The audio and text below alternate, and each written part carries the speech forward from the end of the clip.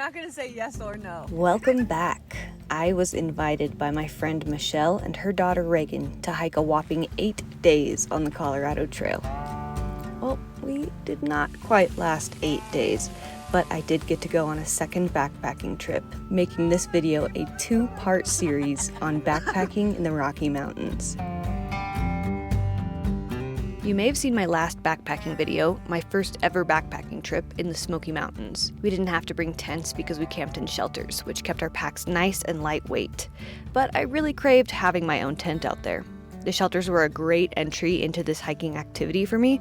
However, they were pretty packed, and it was kind of hard to sleep at night in an open room full of swishy sleeping bags. On this trip, I would be bringing my own tent. Barron worked at a gear shop a decade ago and got a great deal on this awesome tent. It weighs 4.5 pounds and packs down to the size of a soccer ball. Nowadays, you can have an ultralight backpacking tent that weighs less than a pound, but they're very expensive, and I'm not a thru hiker, so decade-old backpacking tent it was. I know it's a little chaotic. I'm still getting everything packed up, but I just wanted to weigh my first day of food. My gas canister is here and also my cook stove. Wow. This is a Kifaru hunting pack. It's a bit heavier than the Osprey pack I used on my last trip, but it's made out of incredibly durable, high-quality material and is designed to disperse extreme amounts of weight across your body in the backcountry. And since I am still so new to backpacking, I probably carried a little more weight than I needed. But let's look at my packing list because there's actually only a couple things I feel like I could really pare down. For clothes, I brought boots, camp shoes, day pants, merino t-shirt, long-sleeve sun shirt, hat, bandana, rain jacket, gloves, day socks, underwear, sleeping pants, merino sleeping shirt, sleeping socks, merino buff, and a puffy coat. For camping gear, I brought a tent, sleeping pad, sleeping quilt, a pen, journal, lighter, mini pocket knife, sunscreen, chapstick, and a first aid kit. For my kitchen, I brought a pocket rocket stove, fuel, titanium pot, a Talenti cup with a lid, spork, and a stainless steel cup. I could have done without this, especially since I brought the Talenti plastic cup, but I brought that to shake protein powder, and I just like drinking my coffee out of this cup. I brought a Sawyer Mini, 2 smart water bottles, and a platypus water bladder. For tech, I brought a Canon EOS R and a 24-105mm lens, a mini Rode mic, 1 extra battery, a BioLite headlamp, my iPhone 11 Pro, and a sunlight. I could have done without this too because I had a headlamp, but it's so nice to have a light within your tent while you're out doing things with your headlamp on. Plus, this light has a solar panel on the back so it charges itself. I brought charging cables and a Garmin InReach Mini. For toiletries, I brought my glasses, my contacts in solution, toothbrush, toothpaste, toilet paper, my pee rag, hand sanitizer, and a poop shovel. And that's about it. Oh yeah, plus my trekking poles, except they were red, not blue. It's not too much, right? But for some reason it still kind of was.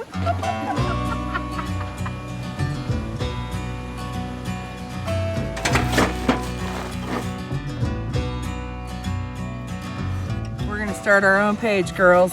Here we go, girls. Yeehaw! Woo-hoo! Here we go.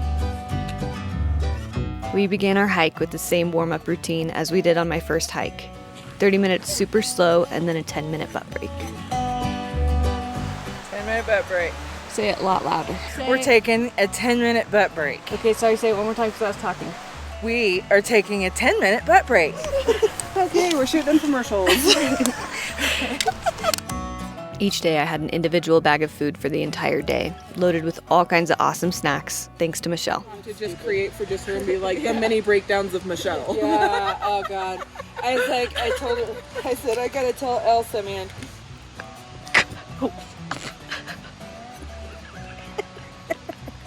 I have pickles. There's 3 packs, 1 for each. I'm not against eating them. I just Didn't expect And the pickle them. juice is actually, it's a It's very good for smart- electrolytes. I actually learned this from Chica and Sunset.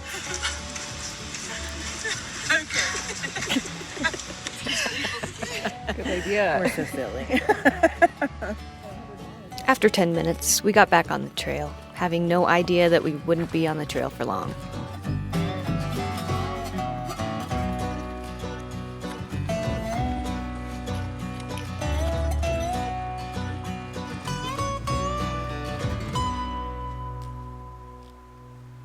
Michelle also bought me this pee rag for the hike, and whoa, ladies, if you've never tried one of these, this is your sign. It helps keep toilet paper like this, and this, and this, out of the forest. I kept it attached to the outside of my pack the entire trip and highly, highly recommend it. So do you just eat it? Yeah.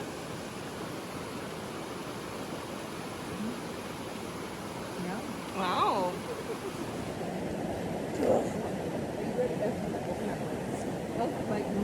I got this. You got it? Despite hiking uphill, this is where things began going downhill. We knew it was going to rain on this trip, and we were prepared with rain gear. I was having a lot of fun. I do like the rain. Are iPhones waterproof? But it started really, really raining, and when you start getting cold, you stop having fun. New plan, it is so wet that we are gonna bail. We're gonna set up our tents and hang out at least until the rain stops, maybe all day. I'm having a blast. It's a little cold. That's the only problem with the rain. I don't mind the rain, but it's just a little cold. My Raynaud's is about to start setting in. So I gotta get my core body temperature up and get dry. I went under a tree to protect me from the rain a bit and set up my tent as fast as I possibly could so that it wouldn't get wet. Then moved it over closer to Michelle and Reagan.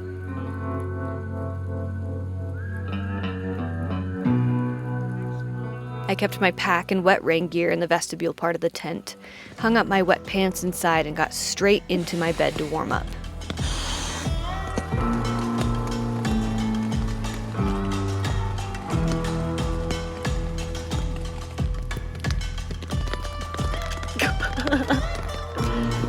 That was terrible! Thank you! Now I'm leaving this in the video because it was pretty stupid of me for a number of reasons. Is it safe to cook in my tent? First, you always want to heat water before you put a powder into it, whether you're in the backcountry or at home. Just heat the water first. Second, don't cook inside your tent or your closed vestibule. I was so cold, and it was raining, and I just wanted something warm.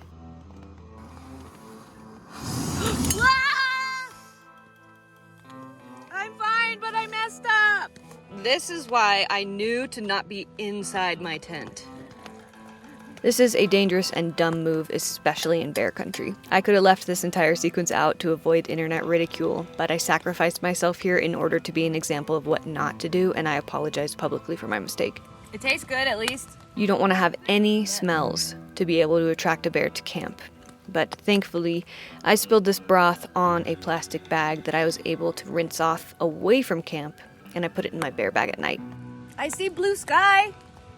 Do you? Yeah. Despite how wet it's been, I drank all of my water, so I'm gonna come down to the river to fill some up. I've heard that the Sawyers don't fit on the platypus anymore. It fits enough. Ooh, look at that though, like drippy. Just gotta be really careful not to get any dirty water into my filtered water. I was told on my last backpacking trip by another hiker that this is not the best water filter. And no, it is not. But it gets the job done.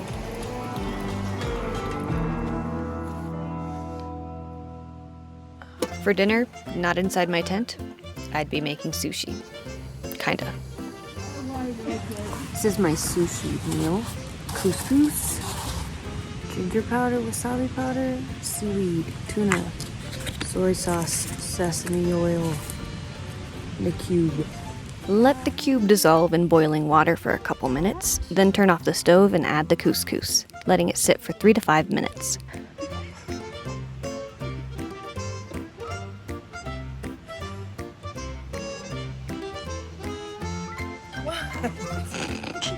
Soy sauce.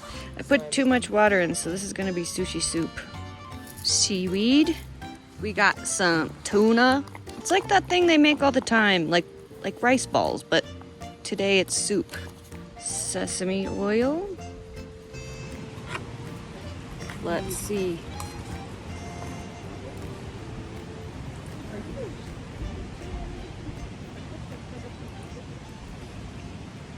It's a solid 7 out of 10. Yeah? Yeah. 7 out of 10? If I couldn't do a 7, I'd pick an 8. It's not bad. If I couldn't do a 7, I would pick it. Well, like, 7's an easy one to pick. So people say don't do 7. You know?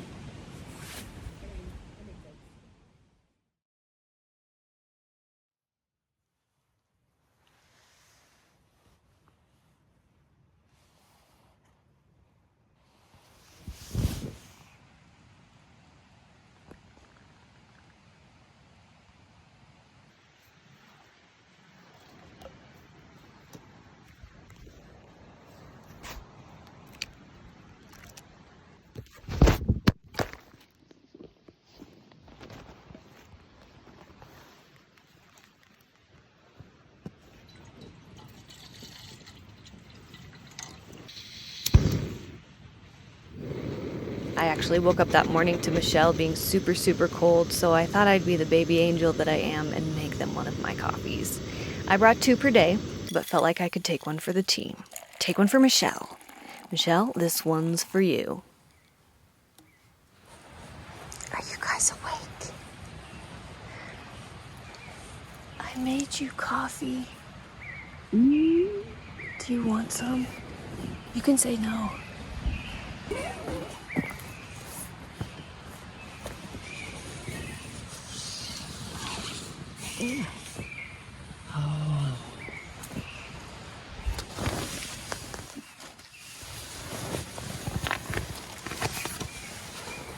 I'm gonna whisper so I don't ruin the moment, but this right here, this is the best part of any camping trip.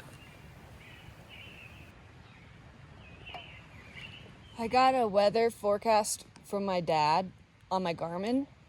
At 5:30 a.m., I began discussing the day's strategy at Michelle and Reagan. The next campsite is 5 miles away. We go up above tree line, then dip back into it for a second. That's where the next campsite is. I think it's just about 6. Does that make sense? Yeah. This is stupid. No, it's not. You're having a great time.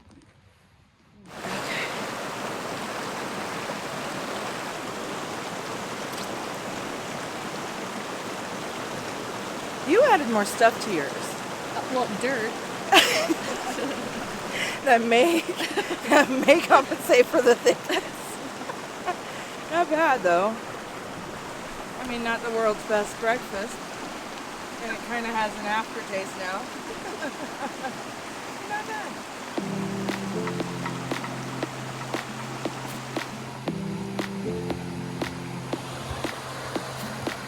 We did this section right here in the pouring rain last night.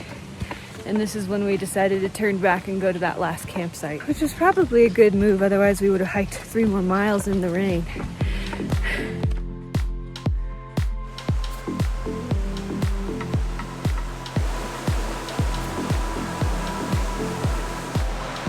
Is that plantain? That's plantain. This is lupine. Lovely lupine. Yarrow. Is that cow parsnip? That guy has a lot of lookalikes. So you think those purple guys are elderberry? I think so. These are rose hips. No thistle? Columbines. Colorado state flower. It's monkshood. I think this is very poisonous. That's usnea. Grandfather's beard. And Amanita. Barron would be so stoked. These red Amanita muscaria mushrooms are psychoactive.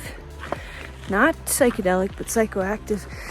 You have to dry them out in order for them to be safe to ingest. And even then, probably just don't do it. Barron and I have made us feel sleepy.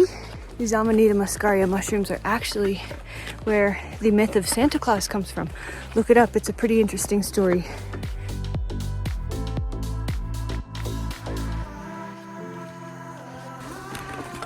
How's it going? I heard people talking about the bikes being an issue on this trail. And I was like, nah, not a big deal. And every time they come by, you have to bow to the bikes, get off trail and let them pass. Hi! There's two behind me. Okay. Downhill! All these flowers. I pretend to be annoyed, but I actually was pretty annoyed. But we're all out here. We're all choosing to explore these mountains no matter the method of transportation. Props to the bikers, especially the ones riding uphill. It just kind of takes away from your momentum as a hiker to have to get off the trail over and over again to let them pass. Michelle is having some issues with her hip today, which is a little bit scary because we have to get to this campsite area before the thunderstorms start.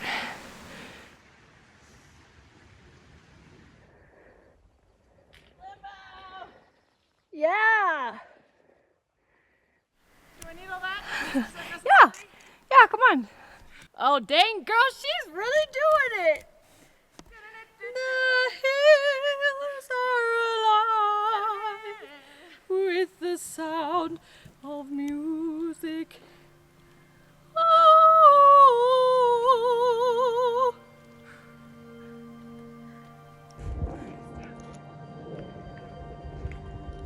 That's where we're headed. We have a long way to go. You just cannot gauge the steepness on camera. Oh my god, it's so beautiful and so painful. Also running out of oxygen the higher we get. I'm just now leaving tree line.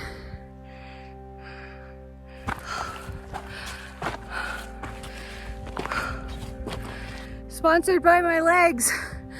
Thank you, legs. Oh my god. I did it. I did it. I did it. I did it.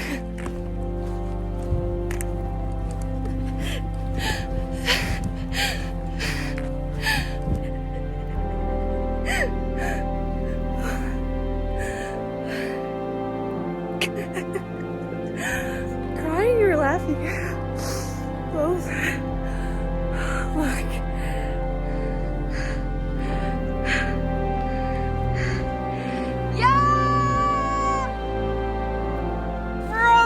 That said I couldn't do it. I did it. 3 years. 3 years it took me to get here.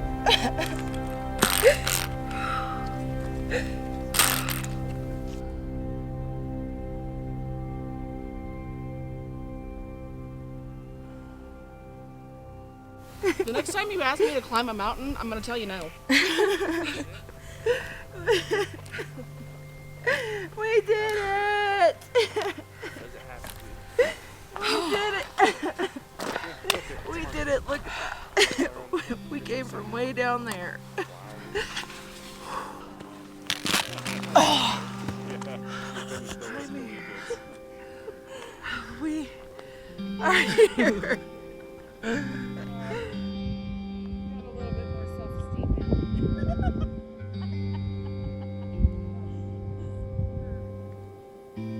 I think the reason experiences like these are so monumental is because of everything. The prep, the pain, the mental Olympics it took to get you there. And when you finally reach the top, literally, but most of the time figuratively, you're reminded of the inherent knowing deep within yourself that you can truly accomplish anything. It's like the warrior inside of us is awakened when we're presented with a challenge and conquer it. Oh, this must have been where The Sound of Music was filmed, of course.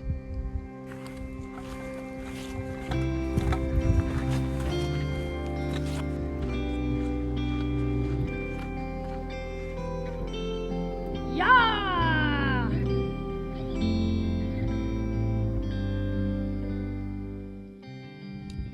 These clouds we don't like.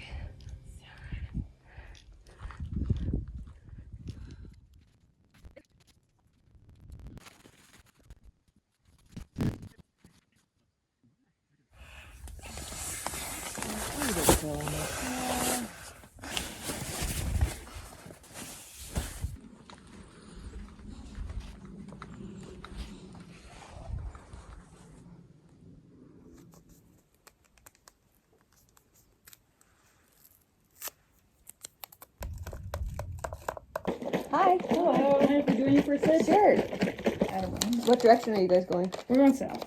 Sweet. It's been fun so far. That's great. It's her mother's her hike that It's we're her joining. midlife crisis. That's what, that's what I've deemed it. It is her midlife crisis. I mean, it's a beautiful midlife crisis. It is. As I go. Okay, well, how was your meal? Solid 6. Reagan says it's a solid 6. 2. About a solid 6, yep. Yeah. I'm just struggling to eat properly still, so it's a lot Wasn't the of food. best, but Yeah, we probably would eliminate the extra peas and Yeah, corn.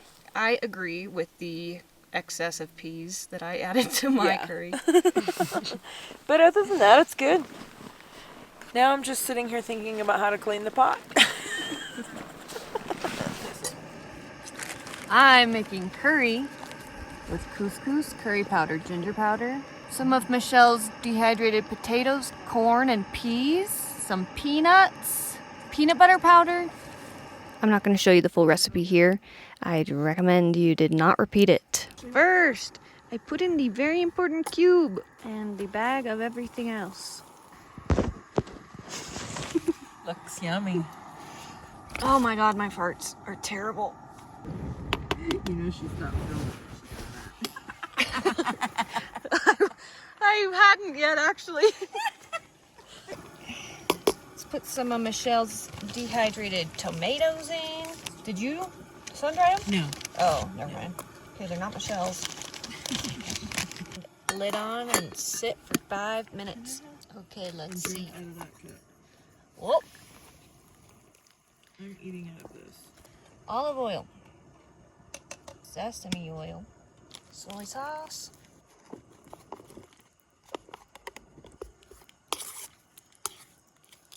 Top it off with some peanuts. 7 out of 10. Yeah? If I couldn't do a 7, I would probably do still a 7. Don't believe anything she says. After a few bites, the rating rapidly fell to a 3.5. It's supposed to be a coconut curry. Something in here is a little spicy and weird. Did you already put it in? Yeah. Oh, okay. What's that? That was Reagan's serving. Oh. But we're kind of learning that we can probably split these. Michelle has a tendency to think that it's the end of the world and she needs to pretend like Pack it. Literally everything. I'm gonna walk for 77 days across the country It's okay. and feed everyone I see along the way. Yeah. Better that than not have enough. Maybe. Yeah, but the hiker they say the trail provides. So, sure somebody would help you out. Somebody like me that takes way too much. Indeed. We'd set up our tents early in the day again. We were at around 10,000 feet of elevation, racing a storm that never ended up coming through.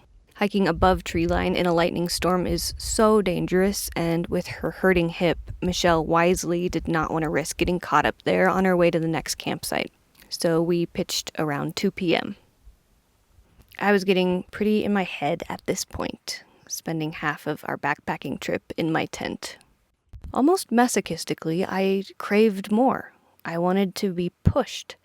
But instead, life said, "Girl, you are being given a wonderful opportunity to relax." And so I did, and I fell asleep at 7:30.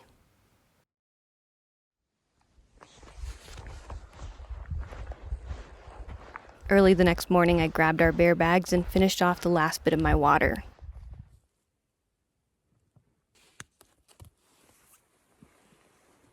The closest stream was a third of a mile away, and it was the perfect opportunity to take a little morning hike.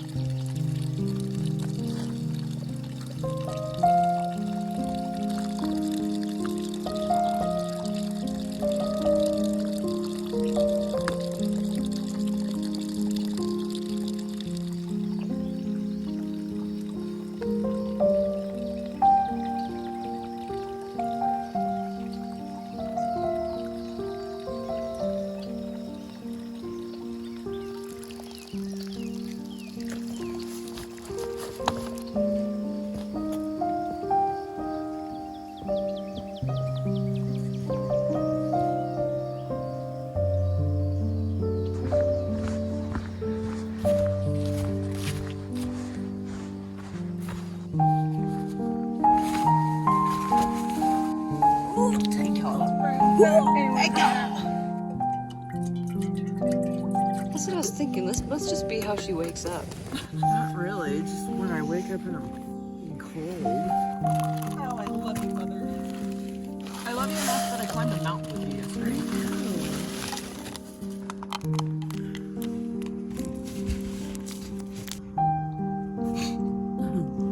My almond butter just looks like a dollop of turd in my oatmeal. It's too cold. Right. Aren't you eating oatmeal? And also, How is it? This is a solid 10 of 10! Woohoo! This is some weak ass coffee. Well, I know. Gosh, how beautiful. Even this hill is gorgeous. I'm not sure how much longer we're going to be on this trail. Michelle's hip is hurting really badly. We're averaging about 5 miles a day, but I'm so enjoying these moments while they last.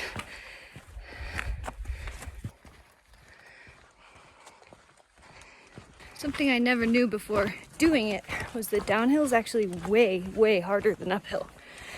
You're using a lot more of your stamina for uphill, but you're really blowing out your joints for the downhill. And I would honestly rather go up.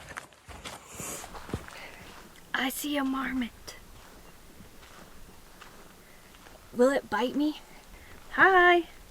Hi. Oh, he's big. Cute. Bye. We were supposed to get our resupply on day 4, but due to our pace, Michelle's husband had to either come on day 3 or we'd have to hike another 16 miles to the next potentially accessible resupply point. And if we didn't make that, we'd be out of food. The next section was also a stretch of nearly 20 miles with no water due to roaming cattle contaminating the streams. Hikers were complaining of cow poop being lodged in their filters. Because of this, we called it. It just wasn't safe to continue.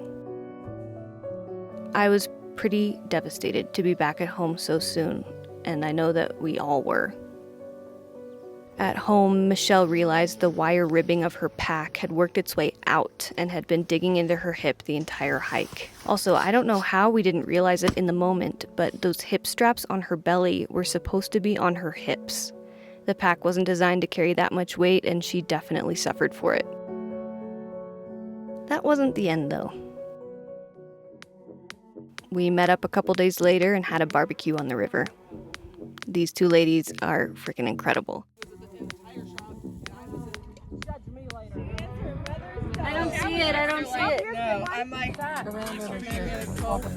are you? Ah! Ah! He's huge! Oh my god! oh, he's Jesus, they're everywhere. outdoors lady.